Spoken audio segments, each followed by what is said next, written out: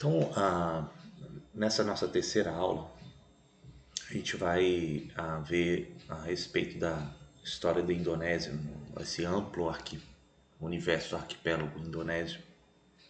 Isso vai incluir algumas ilhas ao redor, desde Sumatra até as Molucas e região ocidental da ilha da Nova Guiné, né, que a gente hoje que faz parte do arquipélago indonésio. E o período que a gente vai ver agora vai ser basicamente do século XV até o século XVII, que é quando o Islã via o comércio marítimo e a conversão de muitos regentes na cidades, regiões litorâneas, começa a se converter essa religião. E também temos que notar depois a entrada de europeus, né, portugueses, holandeses e britânicos, e aí isso vai começar a mudar o quadro hegemônico da região, principalmente do século, meados do século XVII, XVIII em diante. Isso vai ser assunto para a nossa próxima aula. Eu tenho até um retrato aqui, foi um retrato até holandês, num dos encontros de um representante holandês da companhia. Quando eu falo os holandeses, me refiro muito à Companhia Holandesa das Índias Orientais, ou o VOC, VOC, né, em holandês. E eles assistindo uma cerimônia com o regente de Yogyakarta,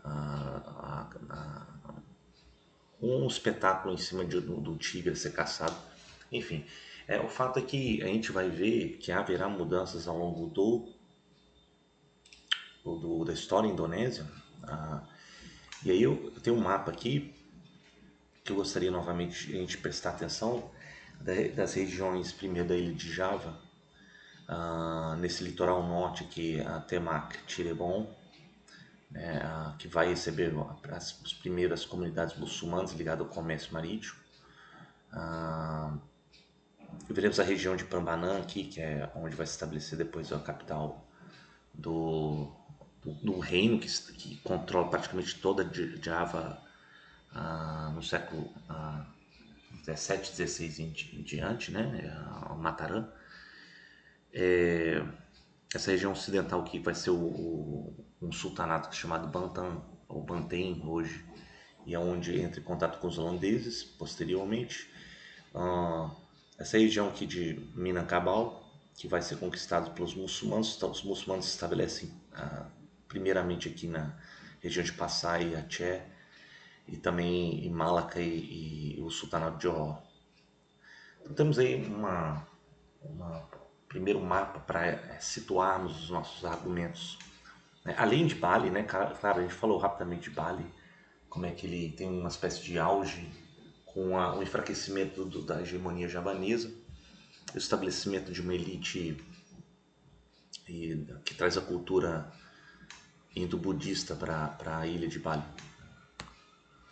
Então os muçulmanos eles começam a chegar com comerciantes, com navegadores que sabem usar as monções regulares do Oceano Índico, vindos do subcontinente indiano, da região ali de Bengala, na Índia, no sul da Índia também. Então o Islã chega com esses comerciantes. Agora esses comerciantes eles não trazem um Islã ortodoxo, ele traz um Islã muito místico. Na verdade, aqui a gente fala que são os Sufi. Assim como permeava também a sociedade indiana, o Sufi é uma espécie de vertente do Islã muito do misticismo, e ele é muito mais tolerante com relação às outras crenças, outras práticas. E esse é o primeiro contato, a primeira leva do Islã que chega na região da Indonésia, na região do Sudeste Asiático. O fato é que eles já tinham estabelecido, você tem já inscrições do século XI, e uma delas depois começa o regente de um reino que vai ser o Samudra Pasai, no norte de Sumatra, que é retratado. Ele se converte ao Islã, né? Ele percebe as vantagens, claro, de se converter, ter contato com comerciantes prósperos, muçulmanos. Isso também traz o poderio além da riqueza, alcance internacional, alianças internacionais. e o regente de Passai, ele se converte depois até para a região próxima de Axé, vai se tornar uma das principais regiões, sultanatos dessa região. E eventualmente vai estender até para outras regiões um pouco mais ao sul de Sumatra, como em Minangkabau, né, no século XVI, XVII em diante. Além do sultanato de Malacca, que a gente falava na aula anterior. Então, esse estreito de Malacca começa a ser, inclusive, controlado pelos muçulmanos no século XV, XVI. Né? Esse aqui é um mapa do como que vai estabelecendo o Islã. Né? Então, primeiramente, ele chega aqui no norte da ilha de Sumatra, vindos da Índia. Eventualmente, no século XV, ele vai se estendendo em regiões costeiras, inclusive da Península Malaya e toda a costa oriental de Sumatra. A parte norte da ilha de Bornéu, que começa a estabelecer o sultanato de Brunei, né, controla toda essa região, além de partes norte aqui da ilha de Java. E século XVII e XVIII em diante, eles começam a ganhar mais alcances interioranos, a Sulawesi e até a alcance das ilhas as Molucas. As Molucas, ilhas especiarias, que eram muito cobiçadas por especiarias como a noz moscada, muito cobiçado por europeus e comerciantes, né, em busca dessas ilhas de especiarias. Isso faz com que os portugueses cheguem a controlar, a tomar a cidade de Malaca e depois traz os holandeses que também buscam acesso a essas ilhas, as Molucas.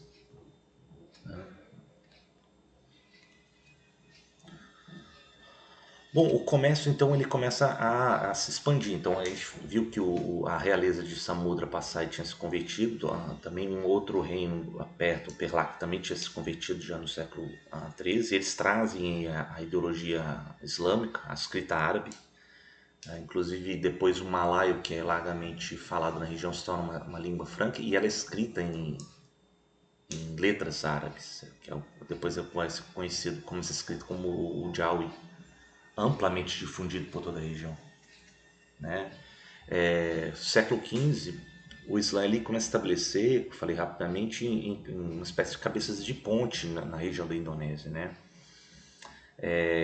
Como eu falei, no norte de Java, também outros lugares de prosperidade comercial, rota em direção leste, como nas Molucas, em Tidore e Ternate. Esses primeiros centros vão ser resultado das circunstâncias comerciais. Né? No século XIII, por exemplo, você já tinha uma ausência de uma hegemonia na região oeste da Indonésia. Isso fez com que comerciantes estrangeiros fossem para a região e para a região norte da Sumatra. Né? E eles começam a estabelecer as rotas comerciais e afastar os piratas malaios que infestavam a região. Né? Estamos falando isso no sentido de que o Estreito de Malaca passa a ser controlado pelos muçulmanos e regentes convertidos de Axé e de Passai, por exemplo, e depois o sultanato de Malaca. Claro, isso antes dos portugueses tomarem a cidade em 1511, mas a gente percebe que existiu já uma decadência do Srivijaya, né? O reino de Srivijaya em Sumatra. E outra coisa, o Sumatra o interior da ilha de Sumatra é rica em ouro e produtos da floresta, né, que eram cultivados desde o século XV em diante. Isso atraiu então mercadores de todo o Oceano Índico. Né? Então a Samudra Passai no final do século XIV tinha se tornado um centro comercial muito próspero. Né? E depois no século XV em diante vai ser ultrapassado por Malacca, né, na Península Malaia. E, enfim, então esse é o quadro, né, que a gente percebe. Aqui, esse mapa aqui a gente tem até o retrato do auge do controle do sultanato de Malaca, né, no estreito de Malaca, que leva o nome, inclusive, da região. E o Jawi, né, aí à esquerda está o retrato da escrita Jawi. Isso aqui eu já estou tratando da ascensão de Mataram, que vai. Porque a ilha de Java, ela, no século XV, XVI, ela atravessa um período de turbilhão. Né? São vários regentes que digladiam entre si. Você não tem uma hegemonia clara, ela é muito dividida. E é justamente nesse período que o reino de Bali, de Gegel, por exemplo, ele toma a região mais do extremo a leste da ilha de Java, em Plandagan, e também em Lombok, como a gente viu brevemente na aula anterior. Mas o fato é que a gente tem que primeiro prestar atenção eu vou até voltar aqui no slide anterior, esses anterior aqui, para situarmos a expansão do Islã nessa época. Né? Então, o Islã ele chega com o comércio, depois chegam estudiosos muçulmanos. Né? Isso começa a lastrar um Islã, como eu disse, muito mais inicialmente místico, popular, que vai ser o sufismo, né? E isso vai começar a ter uma série de consequências, inclusive na conversão de vários regentes, de potentados locais. Né? Então, por exemplo, no norte da ilha de Java, essa região aqui norte, né? Em Cirebon, por exemplo, Temac, né? Gresik, isso tudo já, a elite, os mais ricos comerciantes da região e regentes dessa região, eles já foram descritos como muçulmanos pelo escritor português do século XVI, o Tomé Pires, no seu livro Sumo Oriental. E esses reinos eles prosperam justamente com o comércio do mundo muçulmano e com o Estreito de Malaca, né? Inclusive, Malaca importa muito o arroz javanês. E mesmo os governantes de Malaca que tinham se convertido, eles vinham daquela dinastia de Palembang anteriormente, mas eles tinham se convertido ao Islã para catalisar, né, potencializar esses contatos e a prosperidade comercial. Né? E é interessante porque ao mesmo tempo que vem essa vertente, a outra vertente anterior, que é do mundo indo-budista ou mais especificamente shivaísta, mahayana, eles começam a retroceder para regiões mais interioranas. No caso de Java, isso é bastante notório e como muitos vão para a ilha de Bali, levando essa outra vertente indo-budista. Né? Os séculos XV, XVI também tem algumas outras coisas notáveis na expansão do Islã. Então, como eu disse, o reino de Axé, mais ao norte da ilha de Sumatra, tinha se convertido. E aí Axé começa inclusive a ser referido como a varanda de Meca, né, de tão forte que é o sultanato que se estabelece na região de Axé. Até hoje, muito forte o Islã dali. Né? E Axé tinha também fortalecido esse contato com sultões, lideranças muçulmanas na Índia, né, no século XVII, para justamente cimentar o comércio e os contatos. Né? Inclusive, quando os portugueses chegam e tomam Malaca em 1511, Axé se torna o grande centro de poderio muçulmano para resistir e quebrar o comércio português com o restante do Oceano Índico. Né? Inclusive, se Malaca foi tomado em 1511, o sultão ele foge um pouco mais para o sul, na ponta da Península Malaya e em Johor. Então, na verdade, apesar de ter rico símbolo, Malaca ela não persiste muito, ela não altera o quadro comercial político da região, né, de maneira significativa. Embora, claro, os portugueses vão ter acesso às especiarias das Molucas e depois os holandeses vão vir e tomar isso tudo no século XVII.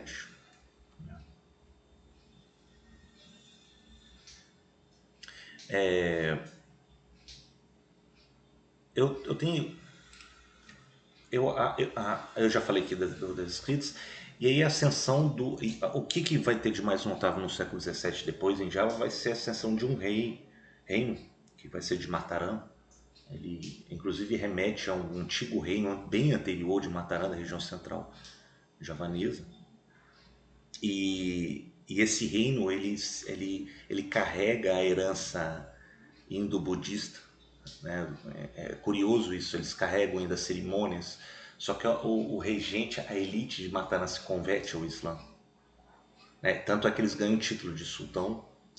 E, por exemplo, o maior deles, que vai ser a Agung, que está aqui retratado com os típicos adereços de orelha, né, dourados, que ele está aqui retratado, foi considerado o maior regente desse reino, poderosíssimo reino de Mataram, que depois vai controlar praticamente toda a ilha de Java no século XVII.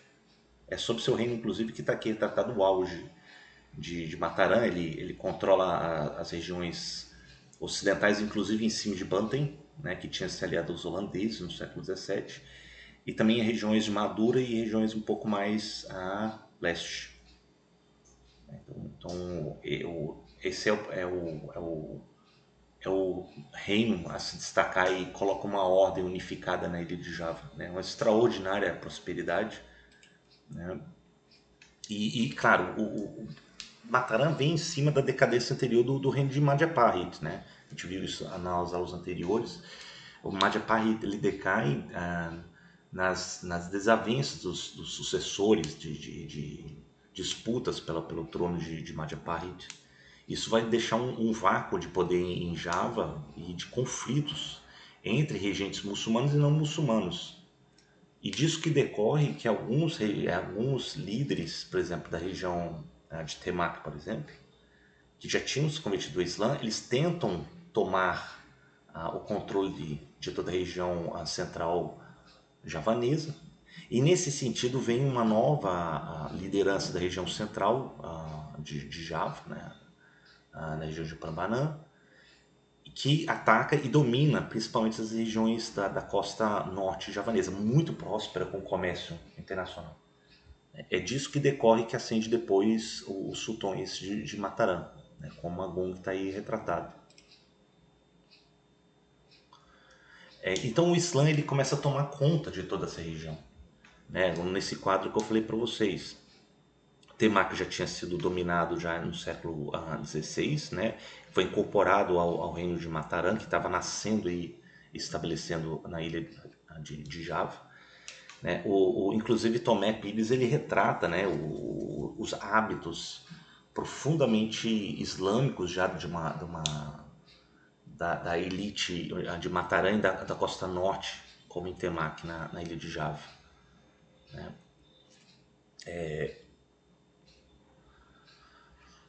O Islã, ele eu tinha que, na verdade, retratar aqui também como é que vertente do Islã chega, né? E existe aqui nas narrativas tradicionais javanesas, como é que ela chega em Java. Dizem que foram líderes, homens santos do sufismo, né? que se chama os Wali, que trouxeram em vários episódios narrados, muito populares essas narrações desses jovens pela tradição, desses homens santos, melhor dizendo, pela tradição javanesa. E eles trazem conceitos do Islã, eles são homens exemplares que até hoje os túmulos deles são muito visitados, venerados em Java, né? Novamente, esse sufismo islâmico ele se mistura com as tradições tântricas, mágicas, né, da religiosidade javanesa, que era um produto já vindos do indo-budismo tântrico dos séculos anteriores, né? Então você tem retratos de homens santos, outros que são muito venerados, e eles são até retratados como ascetas, que era muito valorizado, por exemplo, na tradição shivaísta, que se retiravam, que viviam com muito pouco, era errante, né, mas com muitas qualidades espirituais, né? E são essas figuras javanesas do Islã que começam a ganhar os cânones literários das qualidades de que todo homem bom, o regente, deve ser retratado. Isso vai começar a se tornar uma tradição ao longo dos séculos, né? E outra coisa também, o Islã oferecia uma condição universal aberta para todo mundo de alcançar, ascender como um guia espiritual, ou até mesmo como um homem santo depois virar um conselheiro de uma elite, de um reino. Então o Islã ele não discrimina ninguém diante de Allah, então era muito mais aberto às condições do que a tradição mais estratificada do shivaísmo, nos tempos anteriores, na época de Majapahit, né?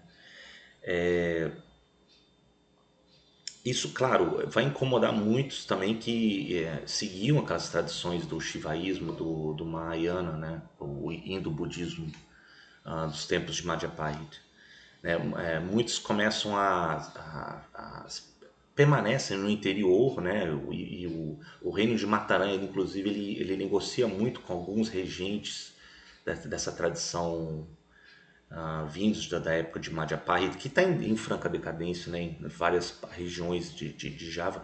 E é nisso que o Mataram começa a expandir, não somente em termos militares, mas também em termos diplomáticos de alianças, né, com famílias de regentes locais.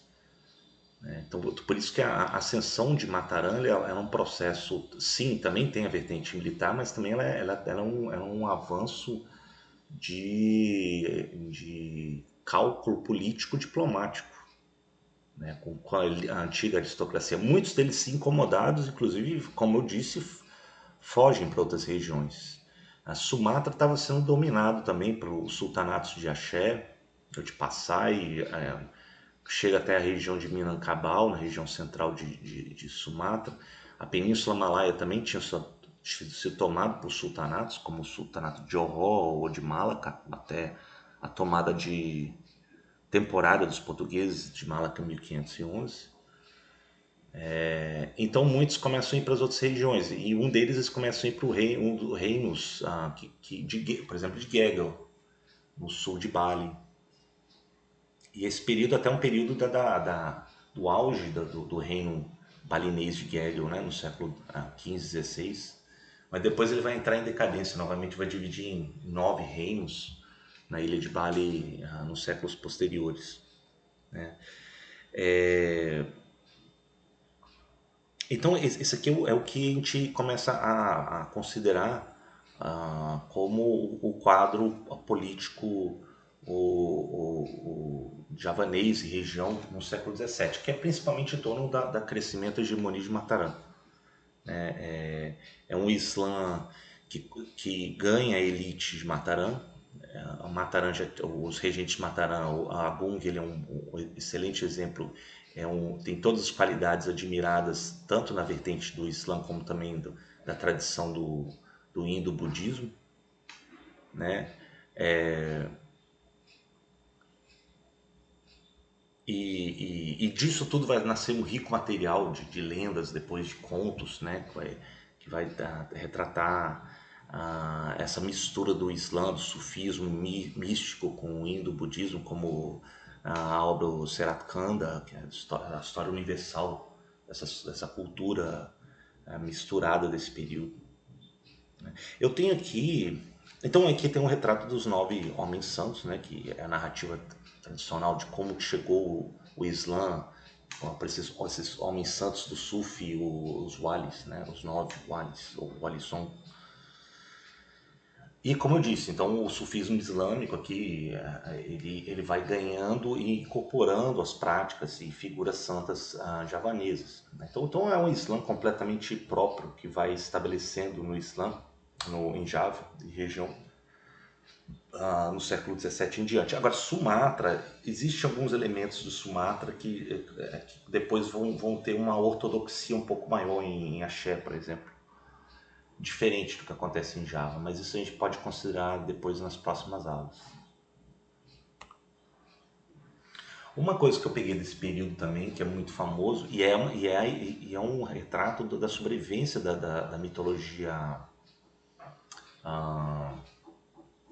dos contos hindus, dos épicos hindus, né, em Java, vai ser, por exemplo, o conto de Pandi.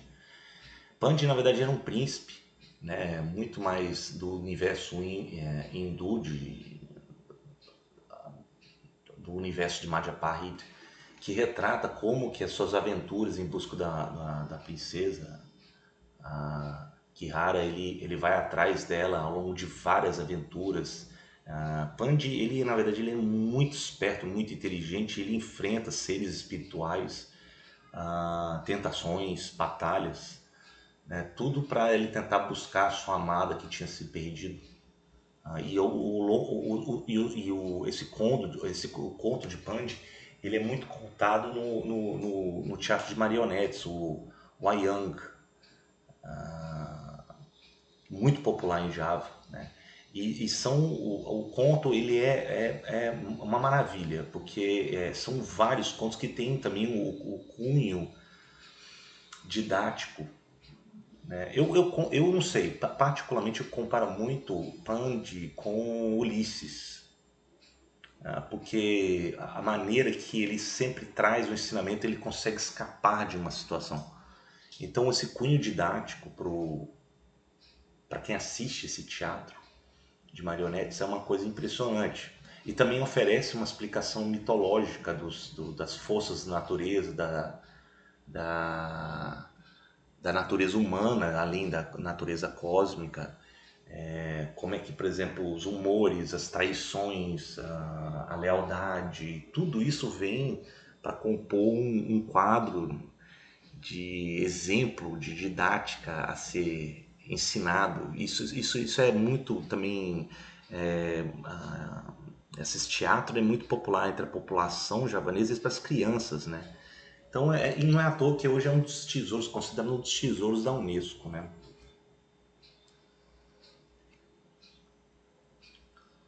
Antes de eu pular para a entrada dos europeus, que aí já vou começar a analisar já um pouco os pioneirismos dos europeus, eu queria só mostrar, por exemplo, alguns uns santuários depois ah, em Bali, que são os santuários Kandy, que se fala esculpidos na pedra, esse daqui é de Gunung Kawi, que traz o elemento da arquitetura de Java. Isso talvez seja do período Medong, então é mais ou menos século 12, 13. E esse aqui é o antigo portão de um palácio em Gagel. Isso aqui é uma foto tirada, se eu não me engano, no início do século XX. Hoje não existe mais. É mesmo porque depois, com a decadência do reino de Gagel, você tem a transferência da corte real de Gagel para alguns quilômetros depois em Klungung.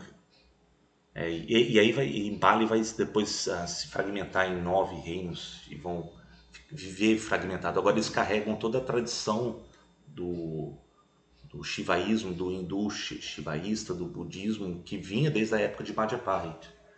E é interessante porque ela sustenta essa tradição e Java cada vez mais vai se islamizando no século 16, 17 em diante, né?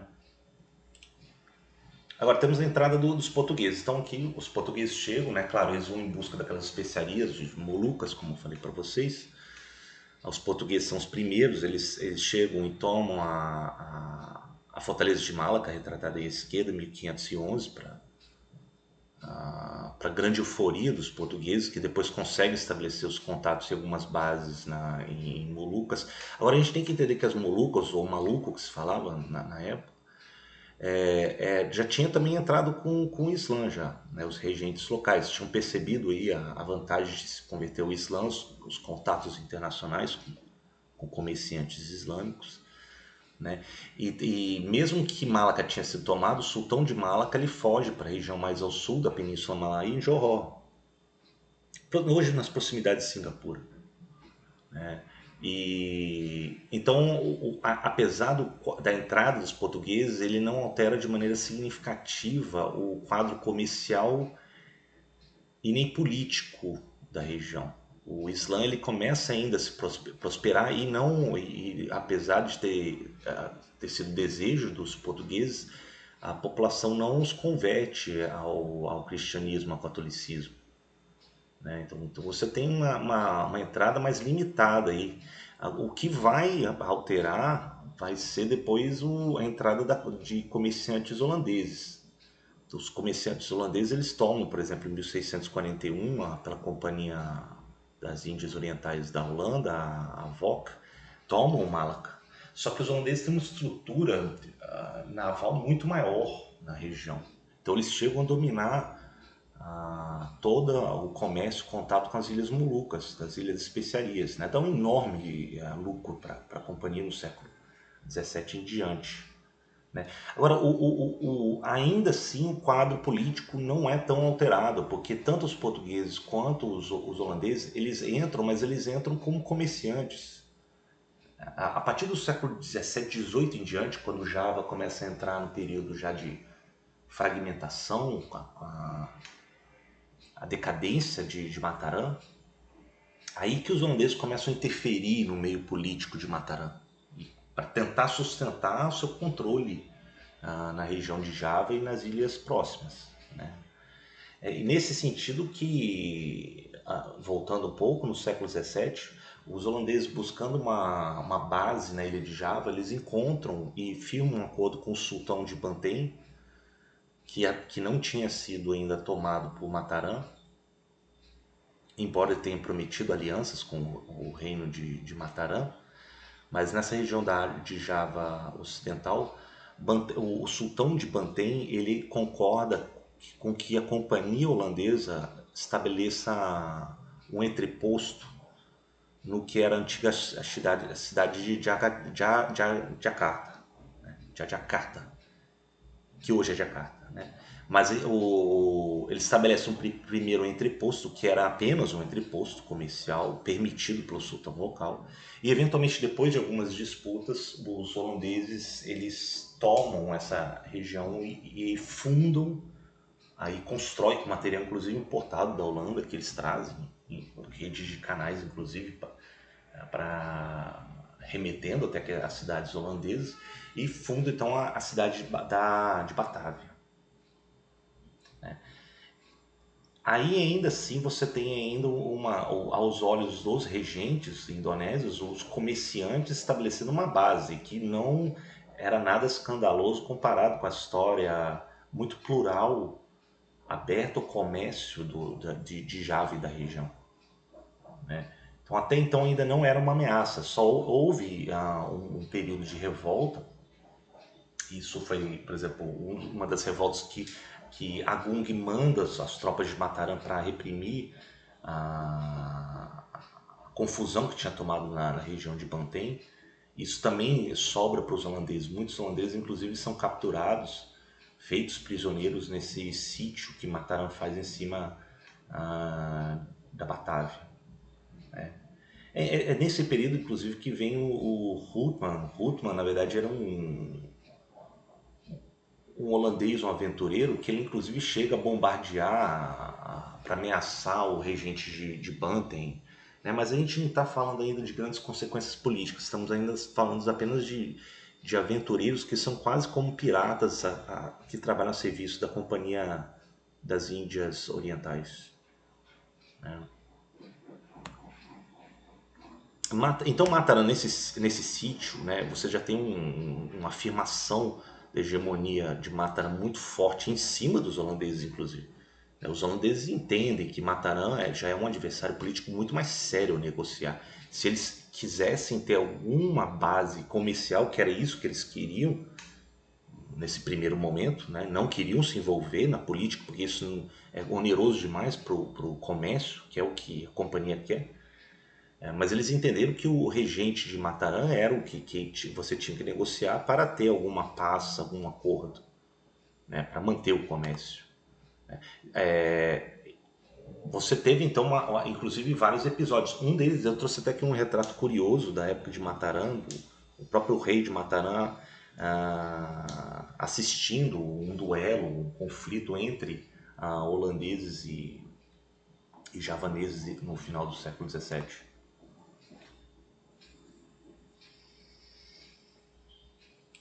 Bom, eu acho que eu vou terminar por aqui. Eu acredito que eu só desenhei um quadro maior. Vamos só recapitular em suma o que a gente viu. Para a próxima aula, na aula 4, a gente já considerar os impactos mais significativos dos holandeses no envolvimento da política de Mataram. Já sabemos aí que depois, no século XVIII, final do século XVII, XVIII, principalmente depois de Agung I, os seus regentes não têm o mesmo tino diplomático político como a Gung tinha, e várias crises de sucessão para a Casa Real de Mataram. Depois produz uma divisão em duas capitais. Uma vai ser em Jogjakarta, a outra vai ser em Surakarta, né? E essa divisão vai fragilizar Mataram, e aí é necessário sempre. Muitos regentes começam a pedir ajuda do auxílio militar, naval dos holandeses, que começa a se estabelecer nessa região e começa a se envolver na política javanesa de Mataram. E aí a gente já tem um outro quadro, um quadro que vai começando a ficar evidente no século, principalmente século XVIII em diante.